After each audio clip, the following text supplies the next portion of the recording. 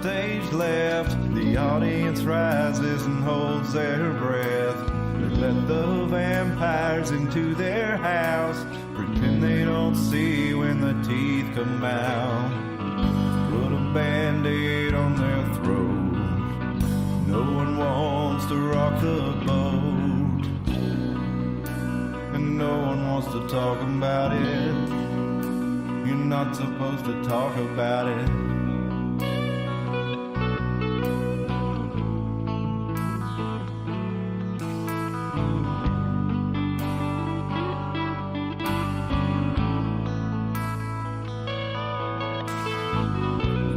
Rises and the players come out. Webs of light spinning from their mouths.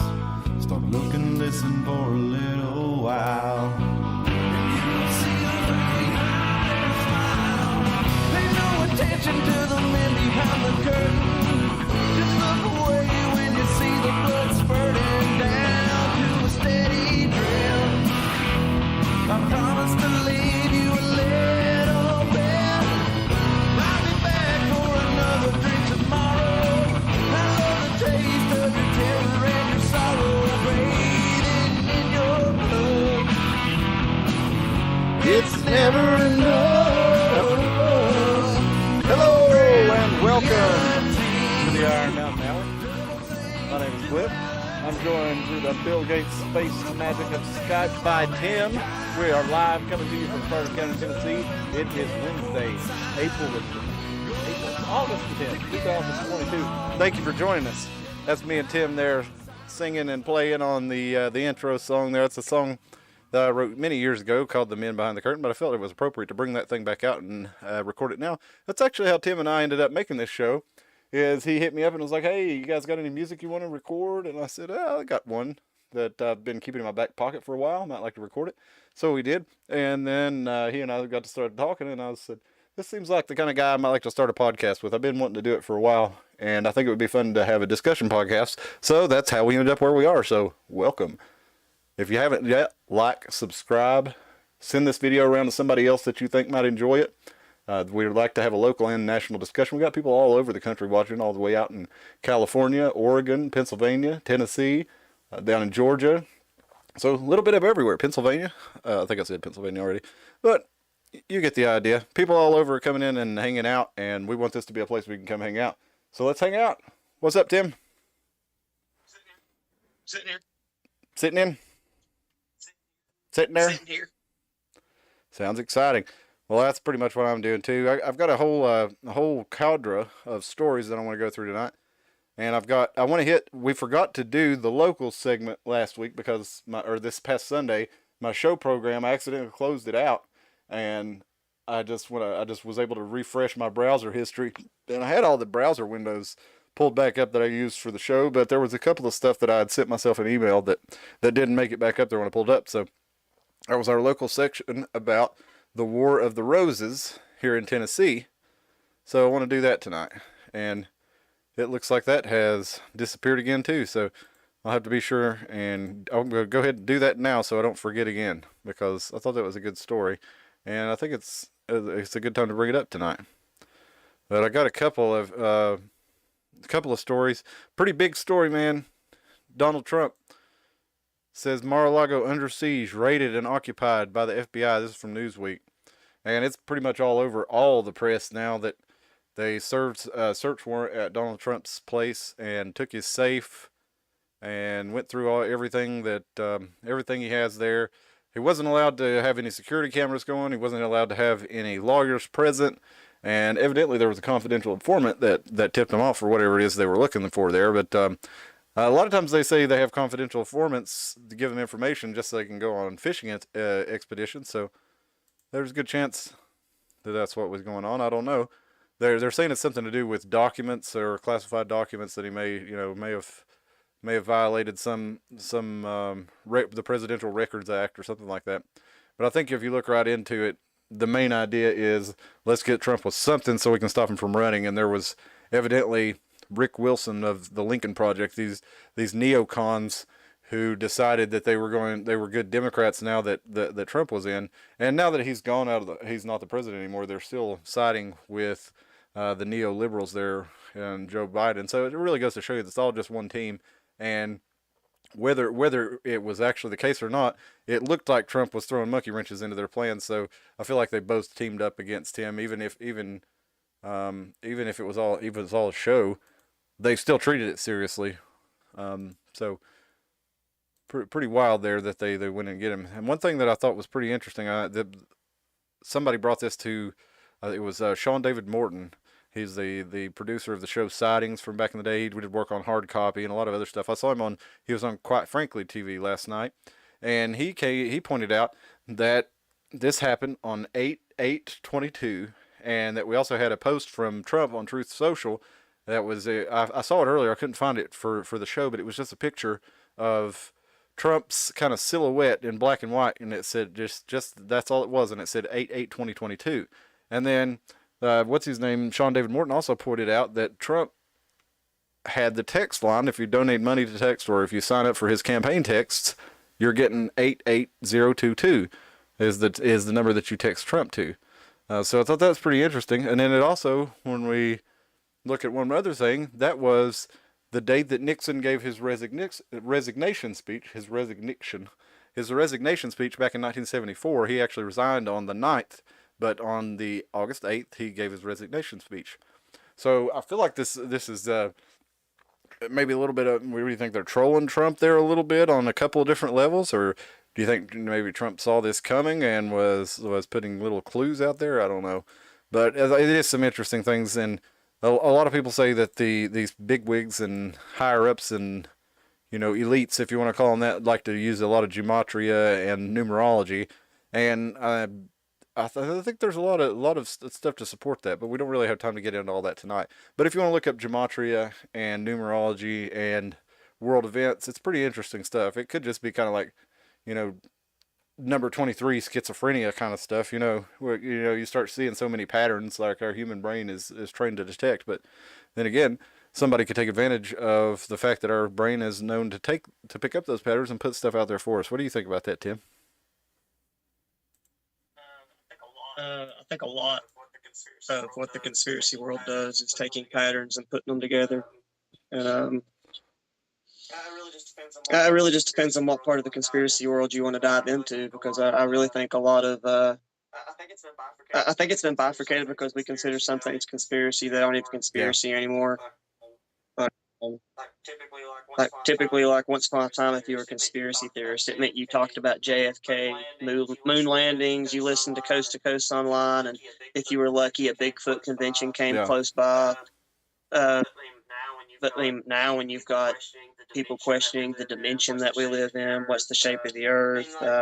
Like years ago, we had those girls that killed one of their fellow students for Slender Man, who was a fictitious internet villain, or you know what I'm saying? So that's just, I think we're all just crazy. But yeah, I do really think, I do think a big part of the conspiracy world is us looking for something that's not there. But well, I feel like for example, I hear on news, they're like always, conspiracy theorist Alex Jones said today, and it's like, okay, when I think of conspiracy theory, it's like if you have an idea of a conspiracy, right, and you don't really have all the pieces to put together, but you're saying, hey, it looks like these two people are conspiring, and then you come up with a theory, putting, giving supporting evidence, and a lot of times it's like, no, that's not a conspiracy theory. There's a white paper openly saying that this is what they want to do to us, and us reading it is not a conspiracy theory. We're quite simply presenting information. And we got some chats here. Hello, Maria D. Nice to have you.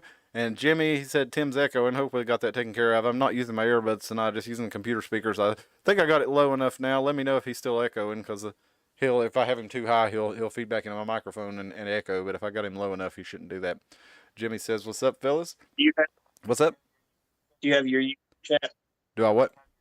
Do you have your chat pulled up? Yes, I have my chat pulled up. Oh, no. I just have the. Do I need to pull up the YouTube, or is there some in there I'm not seeing? I'll pull it up. Yeah, there's a bunch of. It's kind of crazy how that works. Like, it only shows me some of the chats unless I run and actually watch the YouTube video myself. So give me just a second. I'll pull that up. We had picked up a couple new subscribers and lost a couple subscribers. So I think we'd probably pick up a lot of people who watch for like the Bigfoot videos or the feral people videos, and maybe the rest of the channel's not exactly what they're thinking, because we got to do a whole lot of stuff. Yeah, we do got a lot of chats over here that it's not showing me. Dalton says they were looking for his classic Playboy magazines. Yeah, hey, he's probably banged a lot of women in those classic Playboy magazines. So he's keeping them for trophies. Spill the Tea says the deletes instead of the elites. I like that. I only saw the deletes on my chat on the app there. Spill the Tea says hey to Maria, and Jimmy says this is much better. We can not hear the echo as much for Tim, so that's good. So hopefully that'll keep up. Let me know if that comes back, because I'm trying to turn him up loud enough to where I can actually hear him. But yeah, so they looked through all Trump's stuff. We got Julie Kelly here tweeted. Now if you don't know who she is, she's the one who has really been keeping up with the plight of the January 6th defendants. A lot of those people are absolutely political prisoners. They've been kept in jail the whole time. They're in solitary confinement. I mean, if anything, I mean they're not having any right to speedy trial or protection against cruel and unusual punishment. I mean, solitary for a year and a half, for 2 years for walking through a building in some cases is just insane. And I don't have any. There's no doubt that some of those people are simply political prisoners, which is going to fall in kind of with the theme of what we're doing tonight. But Julie says blue checks, and she's talking about Twitter verified users, journalists, which Julie should be. But she doesn't follow the narrative of a lot of journalists, so she can put a tweet up with 16,500 likes, get all kinds of traction on her website. But because Twitter she doesn't work for, let's see how many followers she has here, 271,000. But she doesn't work for NBC, so they don't give her a blue check, so that a lot of people don't take her as seriously. But she says the Whitmer defense this morning, FBI informant planted explosive materials in truck of a defendant so FBI could confiscate the evidence upon arrest. And if you didn't hear about that, up in Michigan, there was a alleged plot before the 2018 election or maybe it was the 2020 election to try to kidnap the governor, and the 21 men were arrested in it, or there were 21 defendants in it, and turns out actually 13 of those were FBI operatives or informants, and the whole plot was theirs. And they found people, basically kind of loser guys who were a little bit slow, needed a father figure, and tried to talk them into kidnapping the governor, and the people said they wouldn't do it, and they still went ahead with the op to try to bust them and say that they were going after the governor. But it looks like it's falling apart. I think all of them got off because it was basically the feds were running the whole thing. But yeah, apparently the informant planted explosives material in the truck so that whenever they got busted, that they could make it look a lot worse than what it was. Let's see here. Jimmy says, I copped a plea, sentencing November 3rd. Good luck, Jimmy. Maria D says, where are they from? Spill. Oh, she's talking about seeing the fam. Good. I'm glad you got to go see the fam, Spill. And she moved to Mendocino. She went to Mendocino to see them. Okay, cool. Yeah, to see that baby. Got to see the baby. That's awesome. Glad you're getting to spend some time with him. Now let's see here. Got a little bit of more. Where'd it go, man? I had a good meme here. I swear this one is pretty good too, though. Check this out. We got it from on Twitter here. 70,000 home raids a year, and the MAGA says back the blue, and you got your ANCAP or your voluntarists saying that could happen to any of us, and then Mar-a-Lago gets raided. The maggots are the faces coming off here, and then they're starting to see that could happen to any of us, and meanwhile we're over here all like, I've been saying that. Man, you gotta hang on though, because I gotta find this meme here. It's too good not to share. I swear it's like Google doesn't want me. Is that what you're concerned about though? Is it what? Like, I guess I have trouble seeing that that's what the focus of everything would be on. Like, I've not been. I mean, of course, not everybody. If you've looked on TV or anything, you've seen, you've seen the home raid or whatever. Is that what they're taking out of it? That if they can raid Trump, that can happen. Well, to I me. think that's what I think. I That's think a people pretty- are seeing that it is not. Okay, I've got taken a from it, though? thread that I want to read here for you. Let me and it kind of has a good explanation for this. I was going to get into it just a little bit later, but I think we should go ahead and get into it now. It's an article written by Martyr Made on and it's gone too. You got to give me a sec because I got to find this because we're going to do this one. But it's an article written by Martyr Made, and it's really good. Why it's a good explanation of why the Trump people feel the way they do. So let me pull that up real quick. Sorry about this. I had this ready here and it has closed several of my windows or something. Okay. Gotta give me just a second. Sorry about this, folks. But yeah, I think a lot of people are really seeing that. I think the mask is being pulled down, and people are realizing that a lot of these institutions that they've held to be, whether it be government or the media, the news, the fourth estate, they tend to think that they have a very blue-pilled view on it. We'll say, and even with everything that with Trump went through. With the media with going on to him like the way they did, they didn't really realize that the media is not there to report information for you. The media mostly, at least mainstream media, network news is a propaganda arm of the corporate state, and I think a lot of people are seeing that now. But we'll look at this article by Martyr Made as soon as I figure it out.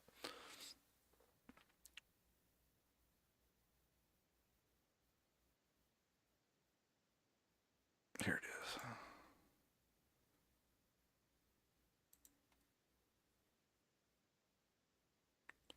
Man, I swear it's like they've made this very difficult for me to find the stuff I'm looking for. So Tim, talk about something for a minute while I find this thing. We Can't. Yeah, we got multiple agencies could receive Washington County opioid settlement money. They're looking to set up a drug rehab program here in Carter County. What do you think about that?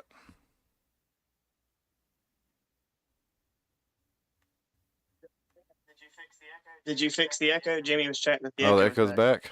Shit.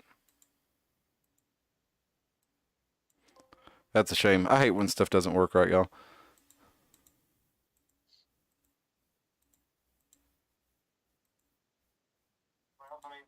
Well, I mean, if there's not an echo, my whole point was if I really have a hard time believing that like Donald Trump gets raided, he's former president. I mean, like if they raided Bill Clinton, would the whole country be in shock thinking that they could raid us too? You know?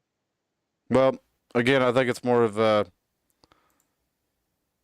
realization that the FBI is not a legitimate agency that is out there for law enforcement. I mean, when you get right down to it, all the way back, I mean, if you even skipping over the stuff with Martin Luther King and Malcolm X and the Black Panthers and the way that they set those people up and ran ops against them, they've been a political agency for a really long time. That's what they do.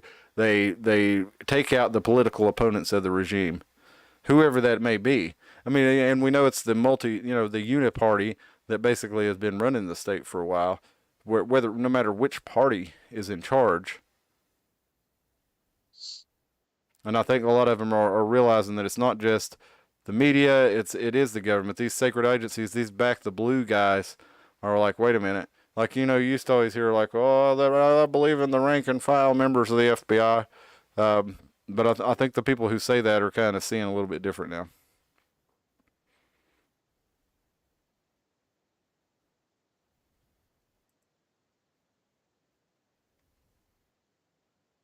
What do you think, Tim? Well, I mean, I guess I just still don't. I guess I'm still not worried about the Fed coming raiding. Well, you remember house. when we talked last week about the different symbols that they're looking at now that are the symbols of the founding of the country and stuff like this?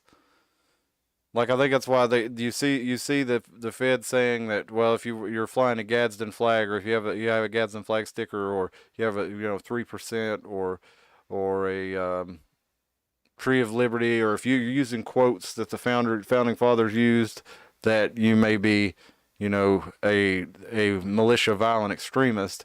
And then they're using the FBI, and you go on back to, and then this was ATF and FBI running Waco and Ruby Ridge and things like this, and people see that those agencies aren't out there to stop crime. They aren't out there to protect people. They're there to use. I mean, anytime you have a terror attack, there's always the FBI involved in it, whether they were talking to them or providing them material support. I mean, you name it. You go back to almost any of these we'll say violent events that occur at a educational institution, and you'll see that there's always a federal agent involved in some way or another. And I think people are starting to lose their reverence for these agencies and start to come around to my point of view and other people's point of view that these agencies should not exist.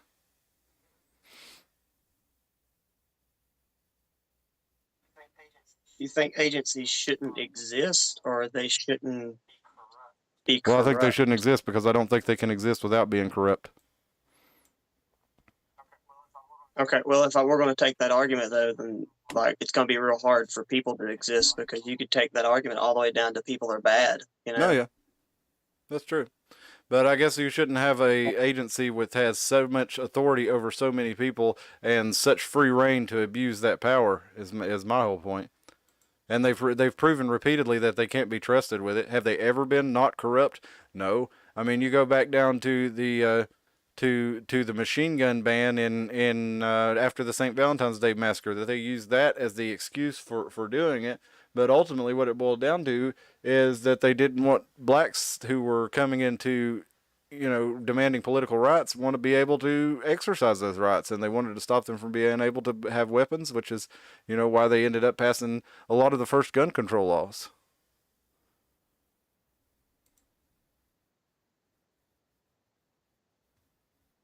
So, anyway, I'm not finding that article, but basically the point of it was, like, you look at your average Trump supporter, and you saw what happened when Trump came in, and there was the charges against him by, you know, it was basically the Clinton campaign was laundering information through the FBI and using it to basically go after Trump. And at first, a lot of MAGA people were like, "Oh, it might be true, you know, I don't want to believe it." And then they say, "Wait a minute, this doesn't look real."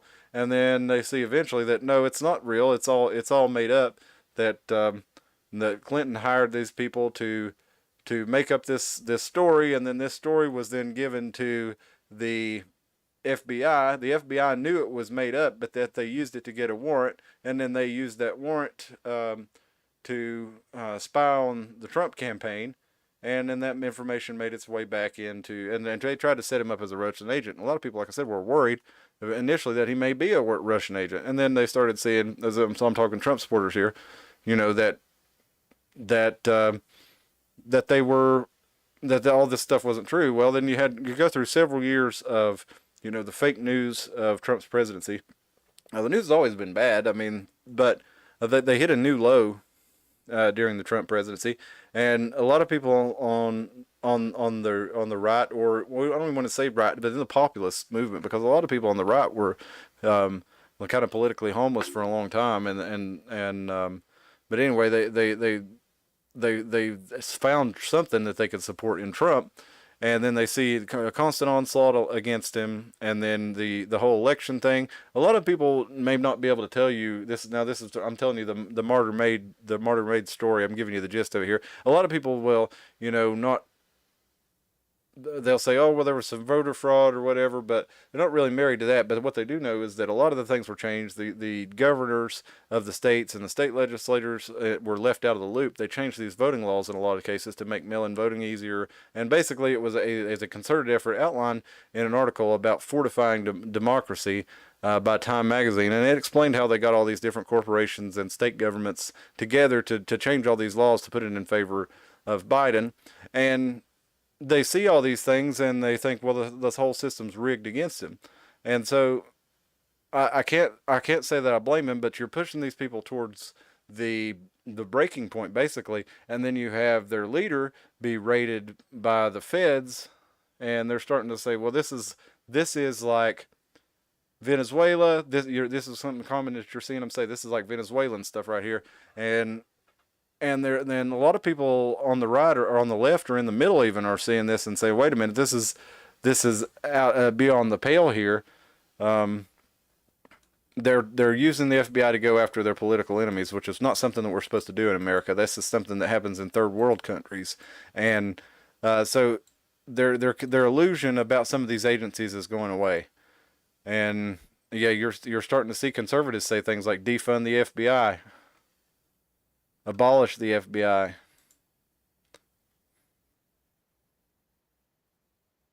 Let's see, we got some chats here. All over papers? Yeah, there's no real news on TV anymore, Maria D. Yep. Definitely propaganda. It was actual facts when I was a kid. Well, I think, Jimmy, that's what everybody thinks, but I don't think it was then either. I think there were some facts. There's always facts in it. Here, so we're gonna get into a little bit about this too. But there's always facts in the paper.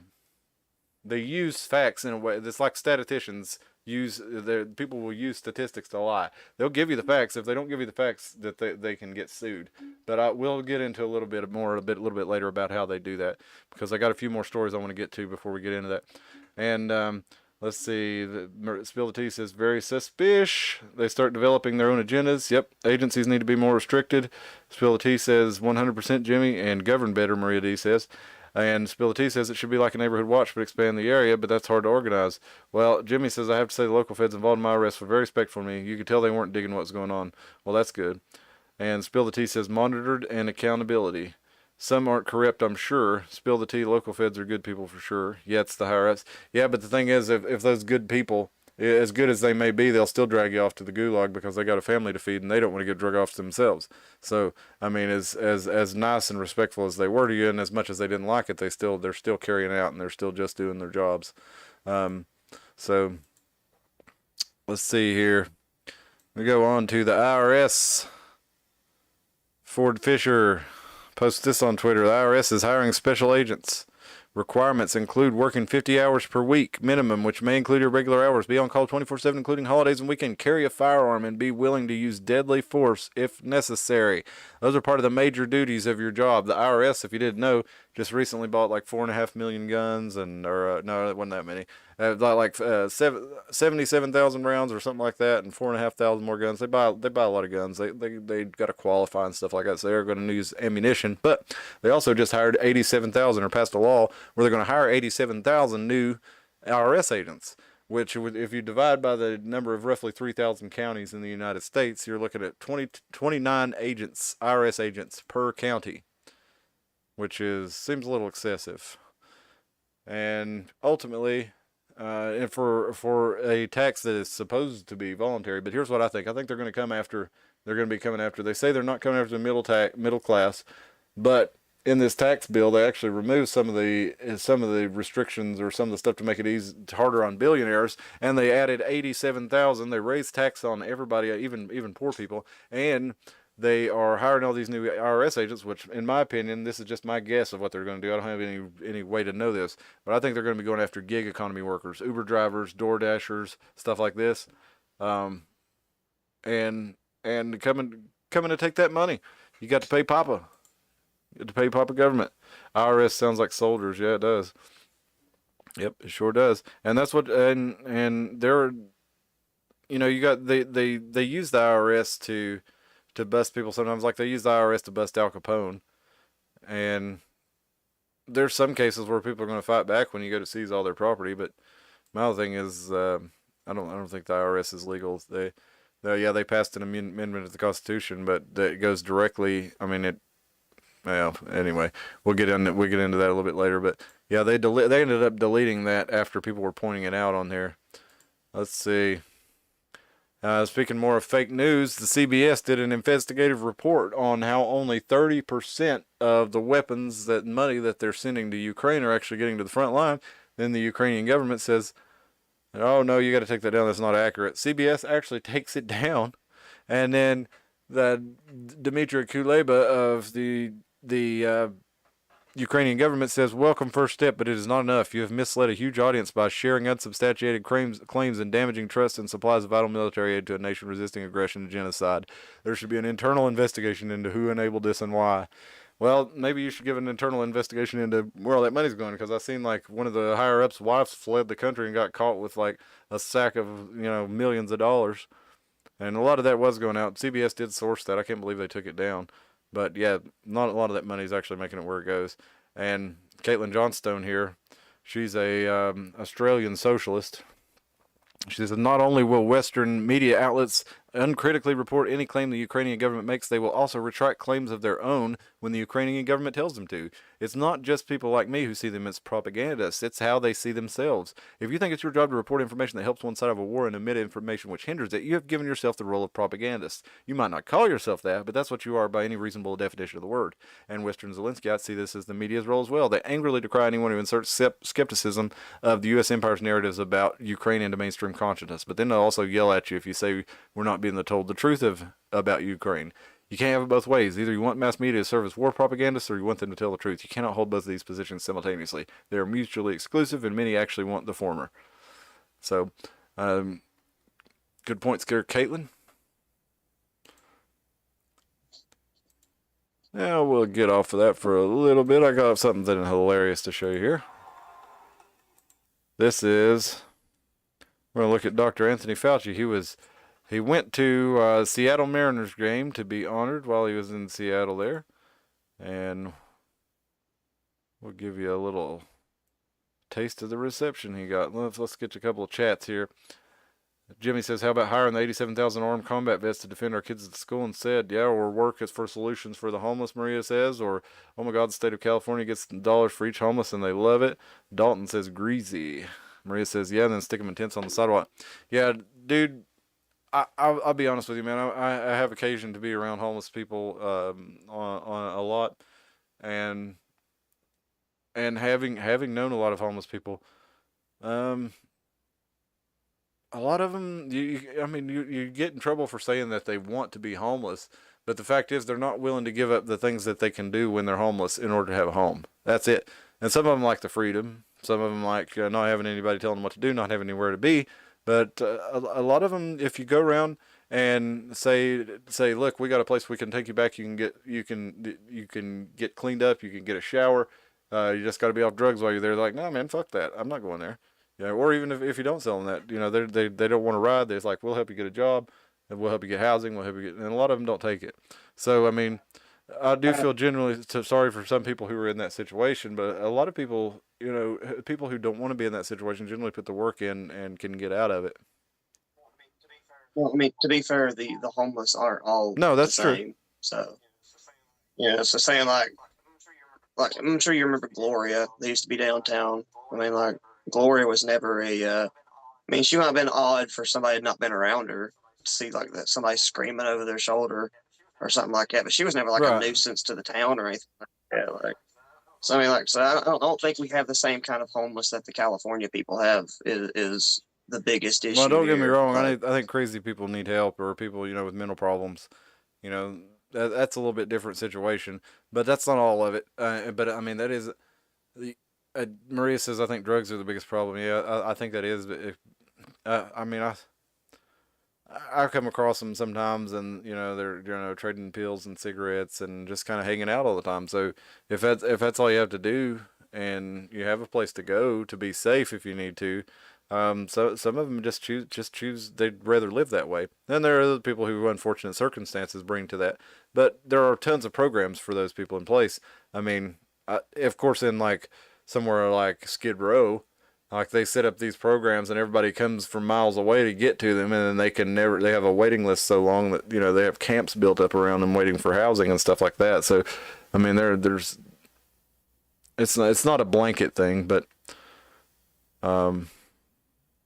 it's a menagerie of issues. Thank you, Spility. That's a good way to do it. But yeah, my point, Maria, is that I just don't think throwing any more money at the homeless situation necessarily is what's going to fix the problem. There's lots of resources for the people who genuinely want to use them, and any more money, it's like if you throw it to Ukraine, it's not going to get to the homeless people in a lot of cases. They pay people to work with the homeless. A lot of people take a lot of money off the top of those charities. But let's make sure this is working, and we'll show you Dr. Fauci being honored at the Mariners game.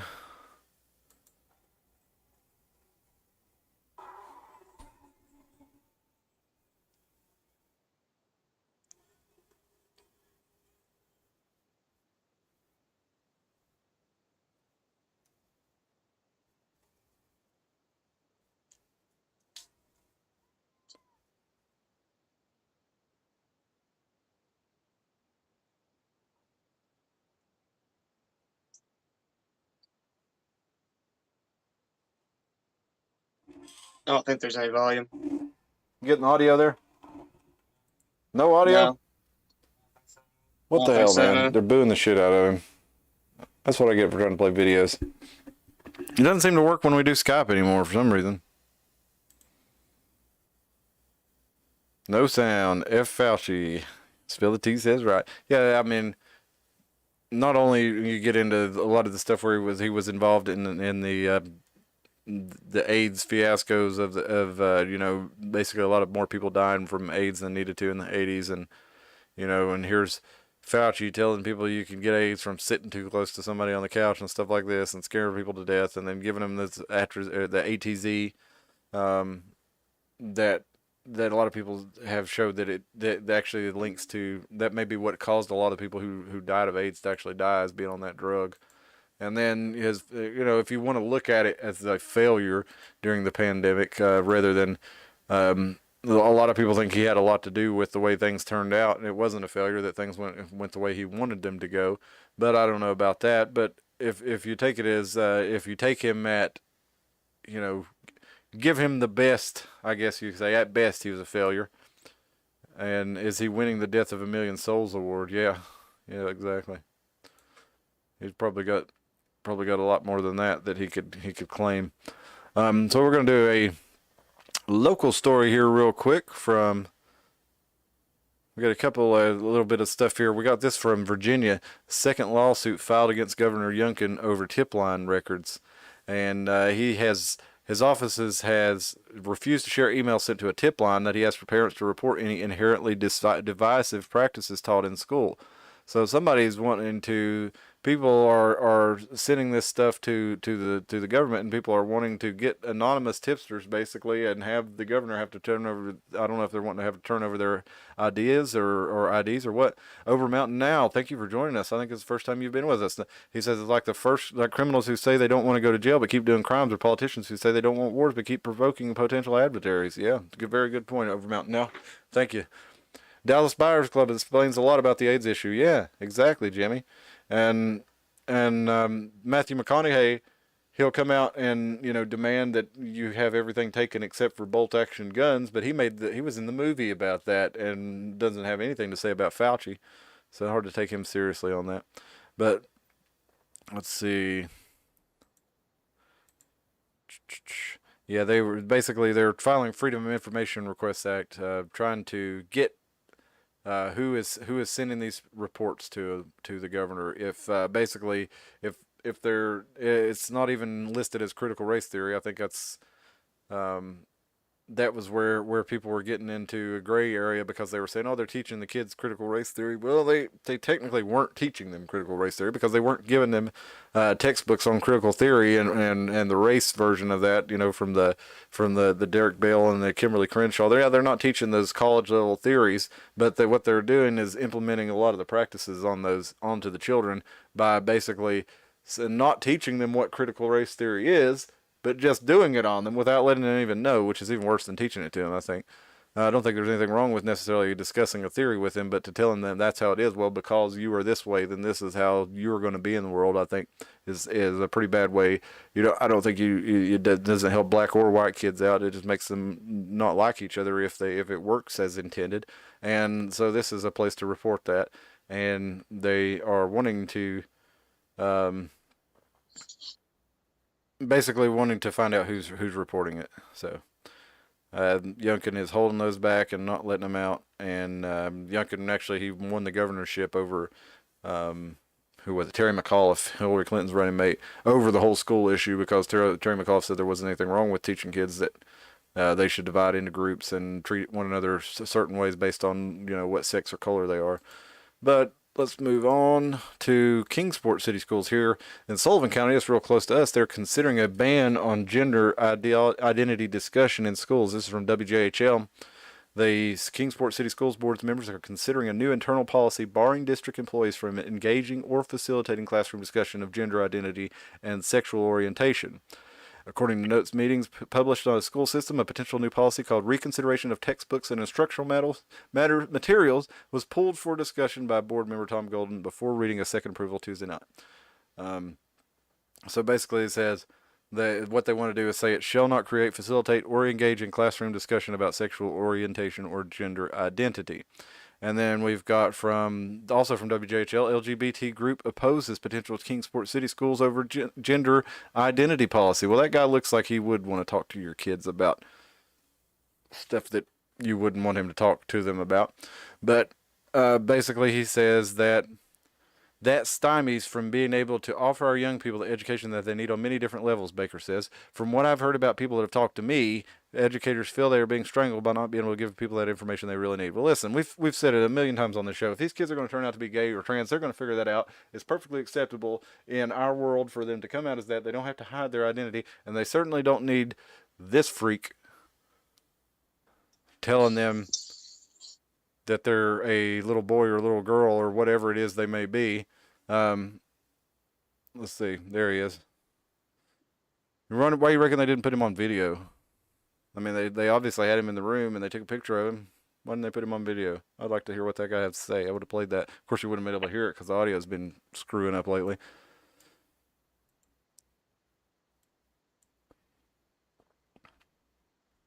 But that's just a little bit of what we're going on here.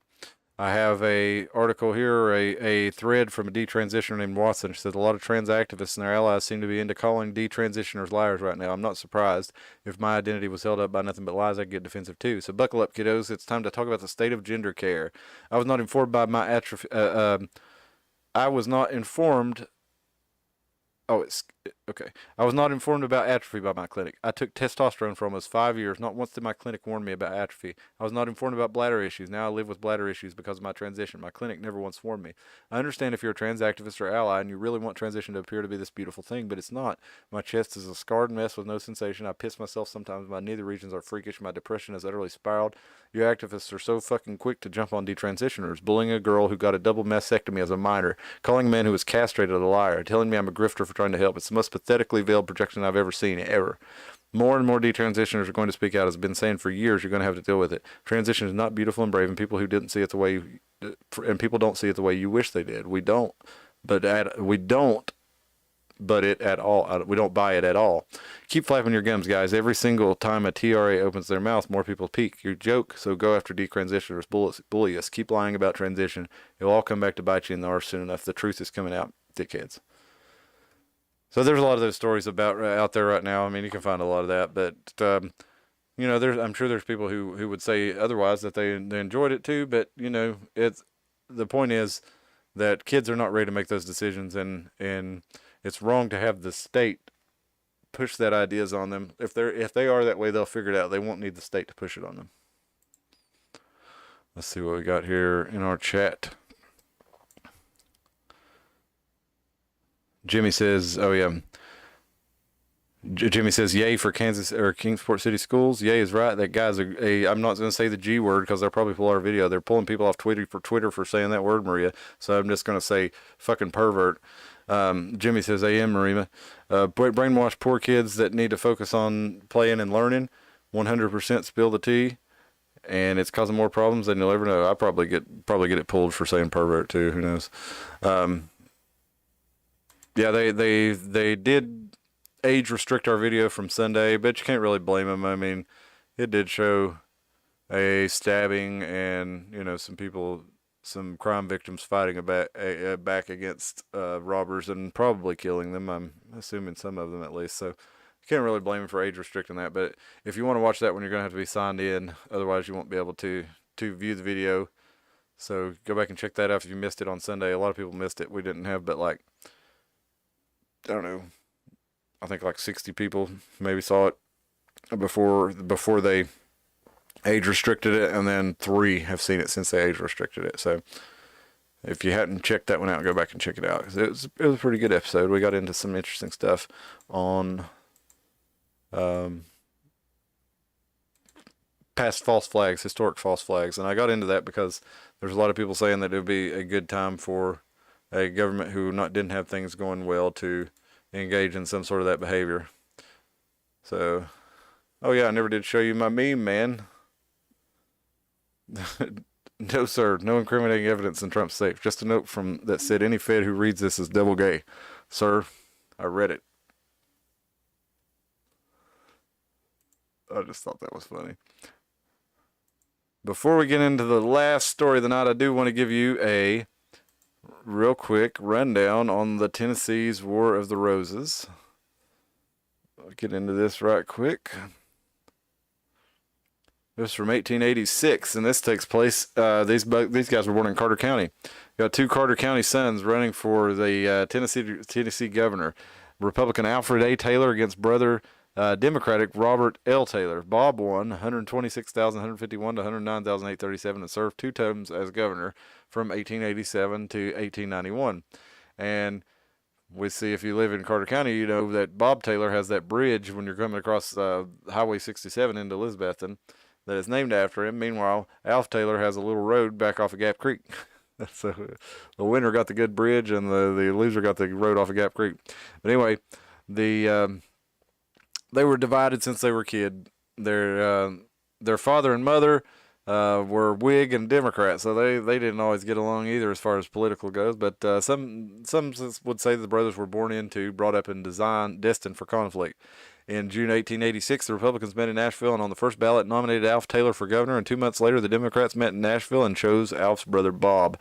Now, these brothers actually campaigned together. They shared a room and even slept in the same bed.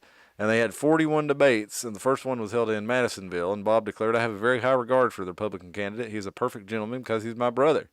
And in Chattanooga, a joint committee of Democrats and Republicans prepared for a fine welcome. The brothers were allowed some time each to speak from their hotel balcony, and both brothers wanted to make the best speech possible. And Alf had even prepared a totally new manuscript for the special occasion, and he left to visit with friends. And then, while Bob was giving Alf was visiting with friends, Bob started giving his speech, and then he realized that he heard a familiar phrase, and Bob was actually giving part of his speech too. So he took the whole text and did it word for word before he could do it. Anyway, Alf tried to rush in there, but it was too late. The manuscript was gone, and Bob had it and did not return it until he had read the entire speech to the crowd.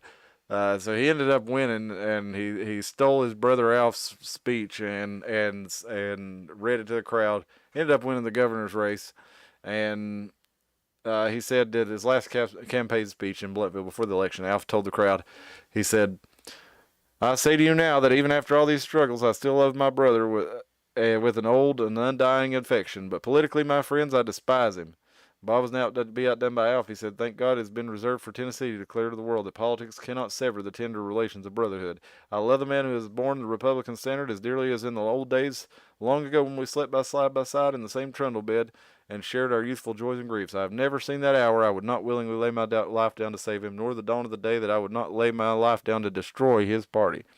And then Alf went on to go to Congress, and he served 3 terms. And he did finally win the race for governor when he was 72 in Tennessee.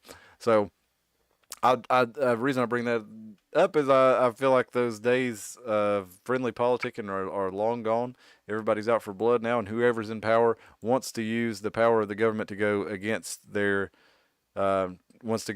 opponents. And we talked about ricochet theory, Tim, and that's kind of what I wanted to end up on tonight before I do the last story. Is what do you think about when it relates to this? What do you think about ricochet theory? Because I'm seeing people like Jesse Kelly. They're talking about we've got to take over these elections, and when we get Republicans in charge, we show no mercy. We go in and we take these people out. What do you think about that? I mean, like, what event in regards to Ricochet? No, I'm saying the Trump raid. What do you think about that? It's got Republicans and conservatives and populists riled up. They're ready to take over the institutions, win these elections, and use the government to go after their political opponents in a lot of cases. Some of them aren't saying we need to abolish and defund. Some of them are saying we need to get control of these institutions and take these communists out before they get rid of us. Mm-hmm. Yeah. So what do you think? Like, I mean, like, yeah, I mean, that's my belief on everything that's going on. It's just, I mean, I think they're trying to push everybody further right. I'm just real confused that, like, I know a lot of people believe that, but then they kind of ignore when they think it goes against the people that they like. I don't know, maybe we can discuss that at a different time. Like, if they're intentionally trying to push everybody right, doesn't that mean Trump's in on it? Do you think they are? Who do you think is? I don't know. Like, I mean, I know, like, we talk about, like, what you would consider yourself as far as, like, Democrat, Republican. I know you've, I don't remember exactly what you said you was, but, like, I always said I've considered myself more of an apathist because I don't really know if I don't really like society, so I don't really think I'm the one that needs to be deciding the rules and stuff. And so what I do is I sit here and I kind of laugh when stuff goes stupid. And I don't know. And from an observer's perspective, someone who's not really taking sides, it kind of looks like they're intentionally trying to push everybody further right now. Well, they definitely are. I don't know if they're intentionally doing it or not, but it's definitely having that effect. Because, like I said, I've seen even Democrats and independents who hate Trump are like, look, I fucking hate Trump, but this is too far. This is some banana republic stuff. We don't go after the government after they get out, because then that just keeps going back and forth. And then you've got some on the right that are saying that, and frankly, I can see why they're saying that, because at this point it's like you've had when Trump came into office, a lot of the like true hardcore authoritarians on both sides, your neocons and your neoliberals, they both went to the Democrat Party, and they're using that as a vehicle. They're using the FBI and they're using the media apparatus, all in conjunction to push these same things. So if you think these people wouldn't kill you, you're crazy, because they've shown time and time again that they will. And so you really can't blame a lot of people on the right for saying, look, if we don't use our power to remove these people from any semblance of power, then they're going to come after us again, and they're not going to give up. Yeah, that's great. Yeah, I think it is. The FBI meme. Yeah, Spill the Tea says, I'm not a Republican or Democrat. I'm not either, man. I mean, you call me anarchist, you call me, I like to think of it more as a voluntarist, as like, I'm going to decide whatever it is I'm going to do, and I think everybody should make up for their own minds. I don't think anybody has any right to tell somebody else what they're going to do. If you try to impose on somebody else, then they also have the right to stop you from doing that. So that's ultimately my philosophy. But at the same time, we live in a system with a big government that does run our lives to a degree. So do you want people who think more like you in charge, or do you want people who think more like the other guy in charge? It puts you in a tough position.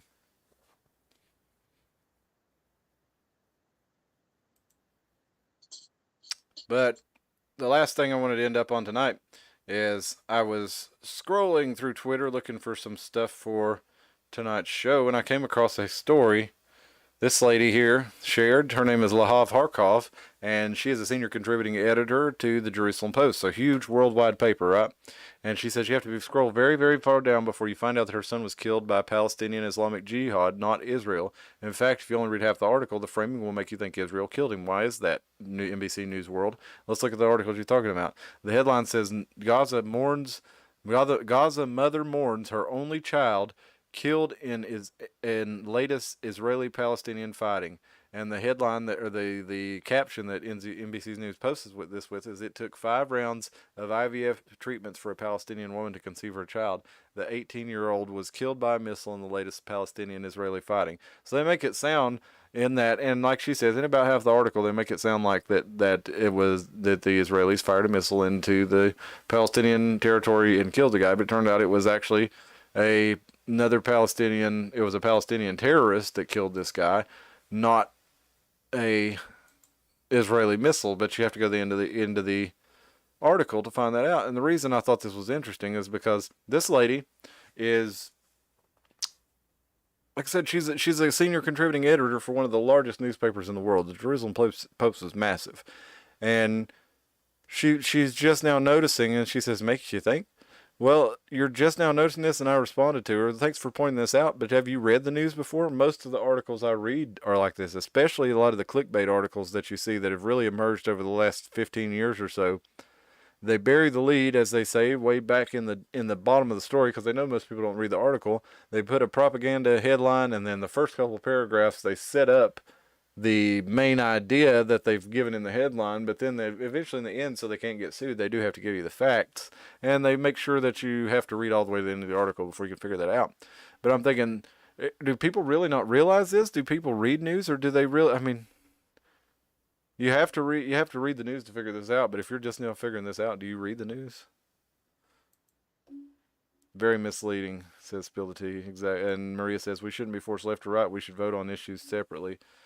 Well, I don't know that I agree with that, but that's definitely, I like the idea of have that better than splitting into two sides and letting one right side run roughshod over the other. I'm just not a big fan, Maria. I get the sentiment, but I'm not a big fan of, say you and I live in a town with 50 people, and then like all you and 50 other people decide you want to take my property, and you vote you're going to take my property. I'm not a big fan of you being able to just do what? I mean, like, don't you think if you give her like a real argument though, maybe? Yeah, sure. Give me one. Like, no, I mean, like, they're not going to take your property. I mean, like maybe for like a road or something. But like at this point, now that we're in a town, now that we're in the current country that we're in, if we did start voting on individual stuff, because like the thing that made me kind of have a switcheroo when you were in that was like we all went to a la carte media services. We went to a la carte for a lot of stuff, and I think maybe we should, because the problem with the 2-party, 3-party, whatever, is you don't get to choose what you like. So a lot of sensible stuff gets lopped off unnecessarily. Like, so people don't want to be associated with a right or a left, because if you're associated with both one or the other, you have to swallow a bunch of pills that you don't want to swallow. So maybe she's right. Maybe we should start voting on things independently, and they can finally actually take kind of like almost like a philosophical sense where the parties actually do stand. I get that, and in some cases you do. I mean, but I guess a better example would be, say you live in a city and you decide you're going to ban self-defense in that city. You're not able to defend yourself. Well, I would like to be able to defend myself, but now because so many of you voted that I can't defend myself, if somebody robs me and then I defend myself against them, then I go to jail. So that I guess it's not necessarily against Maria's point in particular. My thing is just democracy is dangerous when you vote on issues because and I guess Maria says that's what she's saying, and I definitely get that sentiment. And I'm not saying it wouldn't necessarily be an improvement, and wouldn't necessarily be an improvement over, splitting and letting just the Republicans run their agenda or the Democrats run their agenda or whatever. I'm just saying I don't like the idea of my rights being up for a vote, or what I'm able or allowed to do being up for a vote in general. So I know they already are right now. Is what you're about to say, Tim. But I think we. I said, and I know they already are right now, because if enough people vote that they want to strip me of my rights, it'll happen. And I just don't like that system in general, no matter which way you do it. But I get what you're saying, Maria. Double-edged sword, yeah, indeed. And the famous quote is, "Democracy is two wolves and a sheep voting on what's for dinner." So you don't want to be the sheep in that equation there. I mean, doesn't like. See, I have issues with. I think when you say democracy, is the wolf and sheep analogy, and it kind of takes me to the rare occurrence that I meet a genuine extreme capitalist, and then there's very often you'll meet just the super open communist. And it really seems that neither one ever seemed to take into account that both of their systems would work if the people weren't shitty. And the reason neither one of their systems work effectively is because people on top refuse to And that's not be exactly my shitty. point. Is the shit always rises to the top of the water, bro? So I mean, that's what's always going to happen in any system where you give one body enough authority to abuse that power over people. They're always going to. I don't think they But always they have always to. I do mean, I think they historically. When always do do. they not? Because people are shitty, like you said. Well, history, what I'm saying is like, I don't think it has to be that way. I'm saying if we had better people, I mean, I'm being an optimist right here. I'm saying I should live in a tent with about 35 other people out in the middle of nowhere. What I'm saying is if we always, I will say y'all, because I really don't get involved in that side of it that much. Um, if both sides always go into the equation that this system is going to suck because the top people always are going to be corrupt, then what's the point in even fighting for it? Y'all should just overthrow the whole thing and start killing each other. No, You know what I'm saying? That doesn't yeah, make any sense to fight for a side if you know it's going to be yeah. corrupt. You know? I get what you're saying, but you don't necessarily have to. Um, you don't have to go that far with it. But yeah, I mean, I think to me the idea is let's have something that gives the body as small as possible. If you have to have something that governs you some way or another, keep it as local and as accountable as possible. And I think the idea of it growing to the point it has today leads to it being abused like it has been. And I don't care how many people vote on it. If it's Principle to want to get involved in politics is what they should encourage. I know that maybe that's dangerous because we did that with morals and they encouraged the woke movement to come up. But I mean, like, I don't trust any politician, and I mean all of them, because I always have that thought in my head of like, why do you want to be in charge so bad? mm-hmm. Is it because you want to make money? You need your ego rubbed? Why do you want to be in charge? And I almost feel like it's the same way with a lot of really top positions. You need to find a way to discourage people who want to go into it for the wrong reason to go into it. I don't know how you discourage, for example, a good coach who wants to be a coach and a good math teacher. I don't know how you discourage that lazy ass guy that doesn't actually want to teach. He just wants to babysit the gym and then, teach football. That's what he wants to do. And so he doesn't actually effectively even teach his class that he's supposed to have. Like, how do you have sports without having that guy effectively show up half the time to be most of the coaches? And I don't know the answer to that. And so what I'm saying is, like, how do you have a political system where you do need to reward the people on top for doing a good job? But how at the same time do you find a way to reward them without making that reward so good that it attracts vultures, narcissists and sociopaths? Yeah. Because that's ultimately what it's infested with. It's just sociopaths, because they'll cut and stab their way all the way to the top the way we're not willing to do. That's a good point. I did find the article. It's called "The Disillusion of the Deplorables." I'm going to put that in the description here so you guys can read that if you want to. It's a pretty interesting piece, and I wish I'd found it for the show, but it's late now and it'll take too long to read it, so I don't want to keep y'all all night. But I am saving that in there, so I just added it to the description. Y'all can check that out. It's from theamericanmind.org, written by Marjorie Maid, The Disillusionment of the Deplorables. But yeah, check that out. And it would have been a better show if I'd had that ready and we had read it, because it would have allowed me to kind of illustrate this point a little bit better of why this was such a big deal to so many people about Trump's raid, and why it being such a big deal to so many people should be a big deal to the rest of us. And I get that. Like, I get Donald Trump's house being raided is a big deal. I just don't understand the people that are going, oh my God, this could happen to me. Because if you think that, automatically I think you got something, because he was a political candidate. They wouldn't have raided Donald Trump had he not been a high standing. Yeah, well, I think that's a simplification of the argument, and that's what memes generally are. You know what I mean? I'm not being demeaning here, and maybe I am being a little bit demeaning. I don't know. Maybe humor has to be that way. But when I hear the analogy of somebody saying Donald Trump's house got raided, and now people are thinking, oh my God, that could be me. The people I think of are the dude with, like, maybe has a few too many guns, and maybe he's sitting there and he's not guilty of anything. He's just convinced Ruby Ridge is going to happen at any moment. Like, I mean, I don't, maybe that caricature's a little too No, much, but how those many guys are out people there. should really? Like, are you afraid the Fed's gonna? I mean, I don't have anything. You know what I'm saying? Like, what would they come get? Well, the point And so is I that don't understand, they like, don't have to have anything, Tim. That's the whole point. They do what they want. okay, so they're gonna go through my shit and then Yeah, no, but and yeah, that guy with the Ruby Ridge worries. Yeah, he does have something to worry about because they just put out something saying they're looking at him as militia violent extremist. Like I'm listed as a militia violent extremist potential because of this the rhetoric I use when I talk, the things that I post online, and the things that I have on my car. That's gonna make me put a target on me. Now you know me.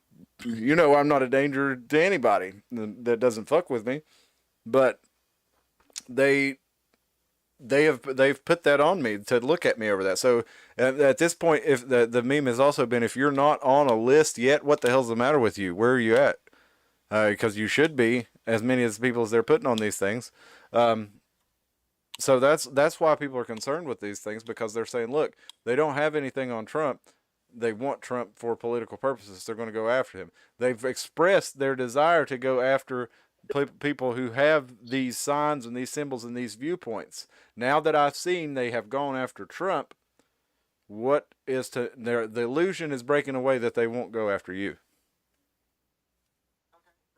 okay, but if we're gonna believe ricochet theory, that means they're just doing that to get you guys Well, riled up. perhaps, but I don't saying I believe necessarily ricochet theory. See, I don't necessarily think that. I think you are more of the opinion that it's being organized to happen. My opinion is more that it is going to happen as a consequence and allow some other faction completely to take over, and that it is not being intentionally done by the powers that are in charge right now. You don't think anything at all is intentional? I mean, if you're going to believe any of the conspiracies, like on any level, all the evidence is there that they put Joe Biden up to be laughed at, right? I mean, right? I mean, like, see, I guess that's my hang up with the conspiracy crowd. Like, I'm okay to jump on board with most any conspiracy that wants to be entertained. I just feel like people are very selective when they want to believe the possibility Right. of certain things, you know? We got some chats here. We got Spill the Tea says, where do we go? Onward and upward is all I can say, right? And there's all the same bloodline. Yep. So Over Mountain Now says more state sovereignty, less federal control, decentralized, and let the chips fall where they may. Yeah, that's definitely the best thing we have to do now, because I mean, you're not, as an individual, you're not going to take on the Fed if they come after you. You've got to have the protection of your state. Like I said, I'm a voluntarist. Some people call it anarchy, whatever. My whole thing is that the state does more harm than good. But right now, with the size of the federal states, you're going to have to use your individual states to protect your rights. That's what they're supposed to do. That's not what they do most of the time, but that is their purpose, and that is the way their laws were written, and that is the way their constitutions were written. So your best advantage, like the Over Mountain Now says, is take advantage of your state. Change your county and state government. We had a local election for sheriff here recently. Mike Fraley won the sheriff's race, and I called both candidates, him and Rocky Quarry, and I asked them what they would do would they be enforcing, would they be using red flag laws? Would they be enforcing an assault weapons ban if it were to pass? And they both told me no, they would not. And they said if any Fed agencies came, one of them told me that he would be there to make sure they didn't violate any rights, and the other one told me he'd meet them at the border and tell them they weren't allowed. So that's the kind of stuff that you can use the government for, and you can use your state in the same regard. So that's what those things are for. Your county sheriff is the ultimate protector of your rights, believe it or not. That's his purpose in the government, is to protect you from abuses. And if you don't have a county sheriff who understands that, then you need to get one. But Spill the Tea says she's on every list. Welcome, brother. Welcome, sister. Over Mountain says, off to the gulag, y'all. And Maria says, hey, Sean's here. Says he missed a bunch. He'll catch up later. Yeah, you did miss a bunch. We kind of gone all over the place a little bit tonight, Sean. We had a couple of dull spots there where stuff didn't work the way it was supposed to, but hopefully you still find it enjoyable when you go back and watch it. And Maria D says, Over Mountain 100. She says her brother's name is Sean, so she likes seeing your name show up, Sean. And Spill the Tea's out of here. She says she's on every list, so she's got to go. Did they get to her? I hope not. I hope she'll be back to see us on Sunday. We're going to be getting into, hopefully we can get into Star Wars this Sunday. I haven't had confirmation from Jonathan yet, but I got a ton of shows that are ready to go. So we could get into any of them from Federal Reserve to, I think we should get into something a little more fun this weekend. As we haven't done a woo-woo one in a while, and we were going to do Star Wars, but it hasn't worked out. So if it doesn't do Star Wars, I think we'll do something a little more fun and a little more, maybe some creepy stuff, maybe some ghost stuff that we haven't got into in a little bit, because just so much shit's been going on in the news that so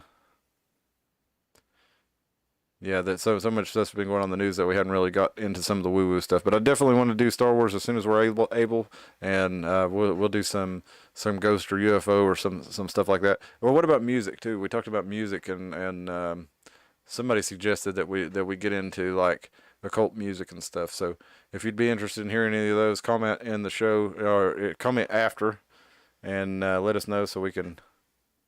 Yeah, Jimmy says, but can you believe what your local sheriff says are at lip service? Yeah, it could be lip service, but I'd rather have one who, and they do. Sheriff Mack, if you ever heard of Sheriff Mack, ask your sheriff if he knows who that is. If he knows who that is and he knows what the constitutional sheriff is, it's a higher likelihood that it's not lip service. So that's definitely possible. But yeah, comment on the video after it gets done. Tell us if you'd like to hear about occult stuff in music, if you'd like to hear about UFOs, ghosts, or whatever it is, if we don't do Star Wars. We appreciate you. We're going to jump off here for tonight. Again, like and share and subscribe. Send this around to other people who might be interested in it and get this conversation going. Like I said, when we get up to maybe 500 subscribers, we're at 335 I think right now. When we get up to 500, we'll release that new song recorded there, our new theme song. We've got to record it first, so share this thing around, get some other people to subscribe. Yeah, we're getting spooky and paranormal from Spill the Tea. Cool. So I imagine that's probably going to be the sentiment. I appreciate y'all chiming in. Hey, and it's been good to have you with us. Thank you to everybody in the chat. It's always more fun when you join, and we will see you on Sunday. We'll get into some spooky stuff. I think I got some pictures of some ghosts that I've caught over the years I can bring up, and we can find some other stuff to look at. All right, y'all. Well, this has been it for tonight. Have a good night. And Spill the Tea says, don't ever know who to trust till it's too late. Yeah, unfortunately. But you can trust us to be here on Sundays and Wednesdays. You can't necessarily trust everything we say. You don't know us. But we're going to have a good time anyway. We're going to have a good conversation. Tim, you got anything else before we get out of here? Nope. All right, y'all. Thank you for joining us. And we'll see you Sunday, 10 p.m. Bye. See ya. See ya.